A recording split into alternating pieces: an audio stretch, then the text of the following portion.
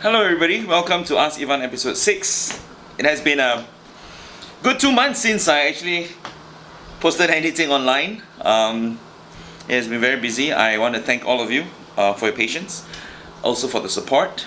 Ivan's backyard is slowly moving towards what we wanted to do, which is actually more of the consulting as well as coaching business. Having said that, I think the bread is still something which I really have a lot of passion for, but it's not just the bread, yeah.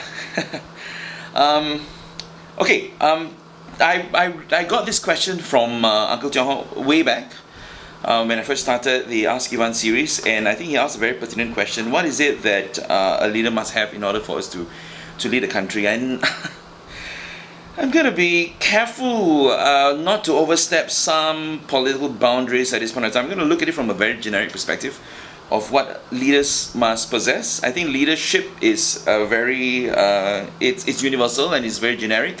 There are certain values that I believe that a leader must have.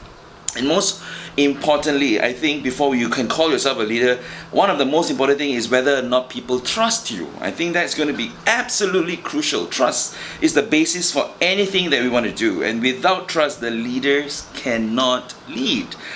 Can you imagine if you have no trust and you want to tell somebody to do something and people will be questioning, why are you doing this? And it's going to cause a lot more negative repercussions, as in you will be questioned, your decisions will be questioned, and your actions will also be questioned. And it is the actions of these leaders that actually raises the question of trust. So what is trust, and how do you develop trust?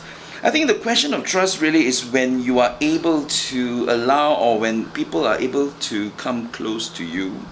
It is about the fact that when you trust somebody, you are able to share certain things, and when the trust level is high, you'll find that you are able to do a lot of things beyond what we think that we could, because there is no inhibition. There is a level of openness where you are able to share certain things about each other, or you are able to then accept some of your own failures or weaknesses. And I think it is important for a leader to develop trust in an organization.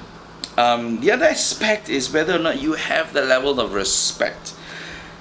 And I think trust and respect is one, it's almost like same but different. But actually, if you look at it, trust and respect is two completely different things. You may respect someone, but you may not trust them. But I believe that in order for respect to happen, you must first be able to have a level of trust. So what is respect? Respect really is, I give you one example of what respect is. It was very interesting. I just came back from Singapore, and when I went over to Singapore, people who know me will know that I'm quite a speed demon when I drive.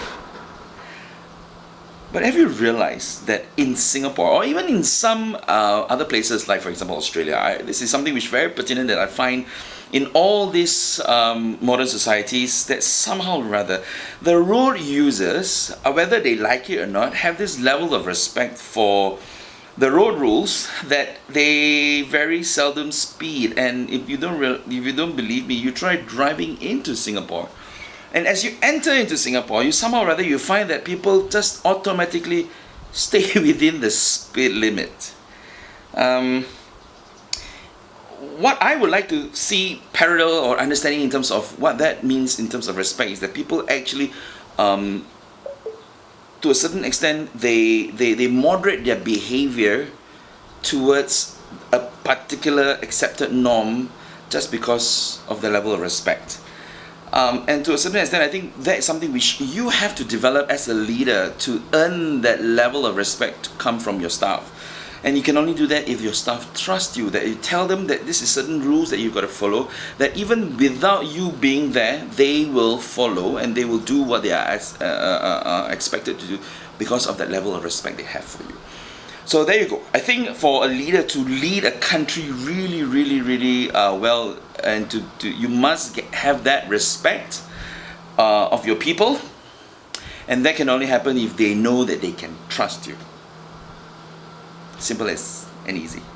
So thank you very much for that question, Uncle Tiong Ho. Adios, amigos. I hope to have more questions, and I'll try to answer them as blunt, as open, and as simple as possible. So thank you very much. I'll see you in the next posting.